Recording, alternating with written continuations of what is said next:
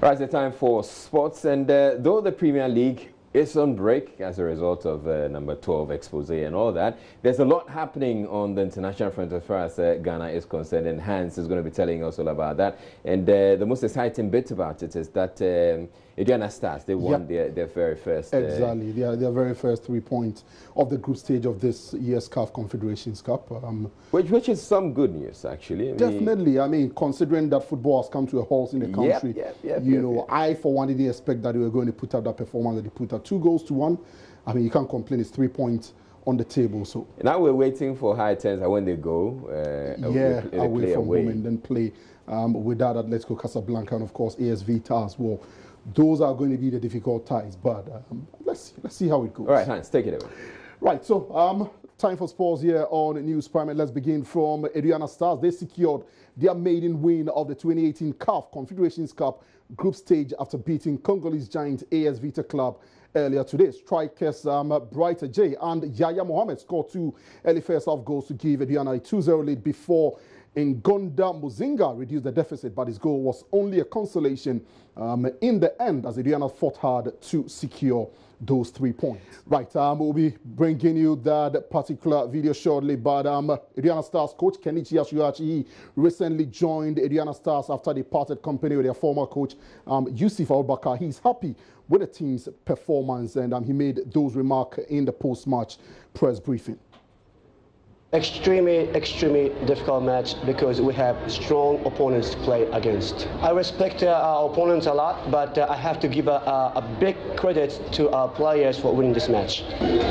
Playing on a wet surface was difficult for both sides, both for us and for them, but I think it was dry enough to play, so I think it was even ground. Right, and let's move into the camp of the Black Princesses. They've stepped up their preparation ahead of their participation at this year's FIFA Under-20 World Cup in France. The team are leaving after leaving camp due to the current football situation. Of course, football has come to a halt in the country. They resumed camping early on Monday. They're expected to embark on a tour of Spain to fine-tune preparations. But Coach Yusuf Basigi insists they are making do with a limited training time at the Ghana Soccer Center of Excellence. It's very important, and it's going to help us a lot because you know, we'll have a field, we'll get exposure, and with the facilities available, and then also with the weather is similar to France. So that's why they decided that we should go to Spain, and then we'll play a high-profile match or matches before we get there. So by that time, we are okay. Now, you go to Spain, you play matches, and then you head for the tournament itself. You are in the same group with host nation France. The Netherlands is also in there, as well as New Zealand. These are teams that are well known when it comes to women football. And for France itself, it's a big challenge playing against the host nation. Most especially now that the men have won, it's going to be a motivational factor for them. But for us, we also accept the challenge, and then we'll put everything at the back of our mind, knowing very well that we are playing the host nation. We will also do our very best to get good results out of it. Let's get back to Aduana Stars because I've got your CEO on the phone line. Mr. Albert Comey joins us after this afternoon's game. Hello, Mr. Comey. Hello. Right, thank you very much for joining us here on the Joy News channel. Now, 2 questions quickly. From what you saw during the preparation and from this game, do you think that the lack of action on the local scene affected Aduana Stars in this afternoon's encounter? Yes, it does, but we're able to manage the situation and manage it very well because we did not have high-profile matches to play. Those who were ready were also not having stadium. So it was a very difficult situation, but I'll tell you for a fact that the boys were very determined. They wanted to do something for themselves and for Mother Ghana.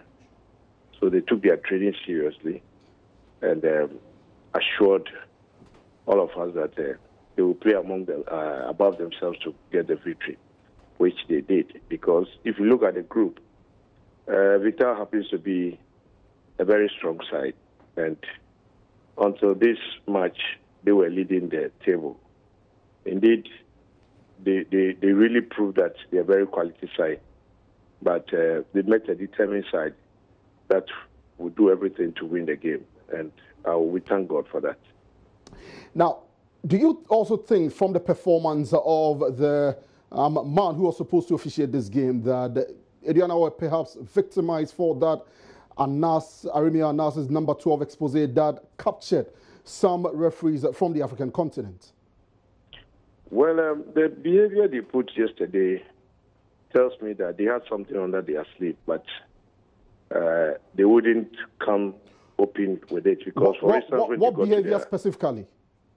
Come again? What behavior are you referring to? That is what I'm trying to tell you. Okay. Because when they got to their hotel, they refused to enter because they thought they should get all the 4 officials on the same floor. And they want their rooms to be one after the other.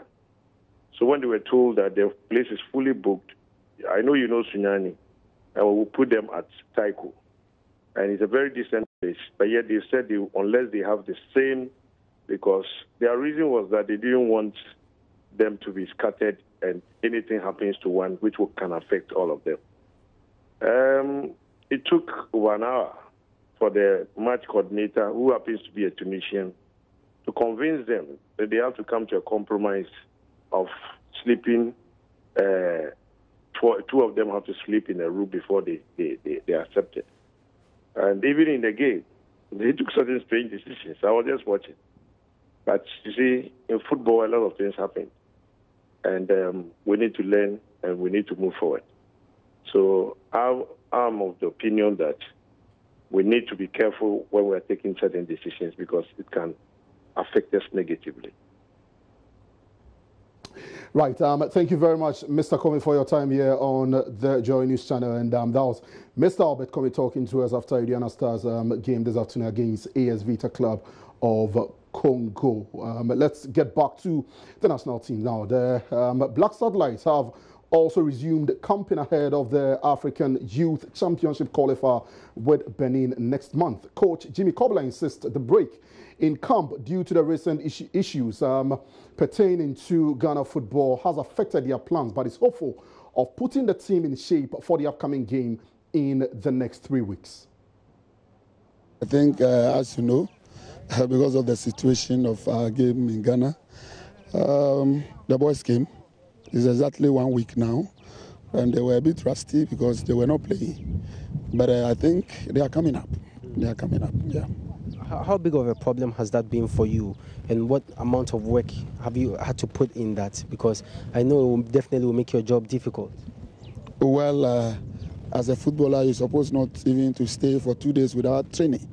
And so imagine maths plus. For sure, it's a problem, but it's all our preparation. That's why we are here. We are preparing them. We are believing that by the time that date of 4th comes, they'll be ready. In terms of conditioning, are these guys in the best of minds as you prepare them towards this big assignment? Well, I think they are young boys, and it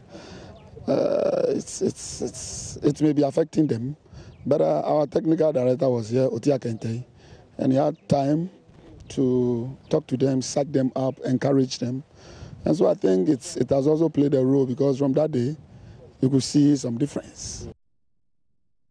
And in boxing, London 2012 gold medalist Anthony Joshua admits becoming undisputed champion is another gold medal achievement, but he must first overcome Alexander Povetkin of Russia at Wembley when the pair meet. The British star mixed the next defense of his WBA Super, IBF and WBO belt against Povetkin at Wembley Stadium on the 22nd of September.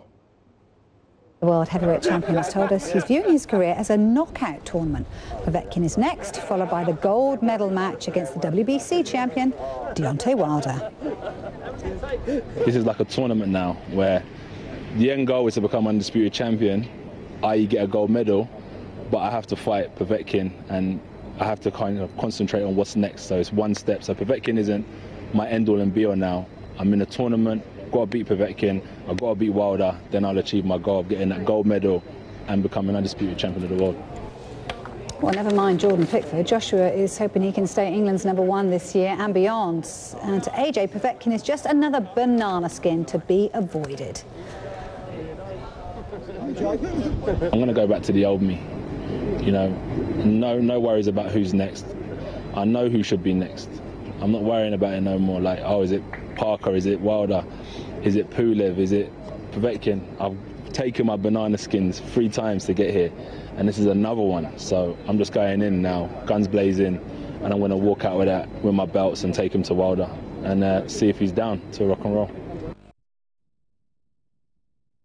Anthony Joshua versus Alexander Povetkin is at Wembley on the 22nd of September. That's your sports.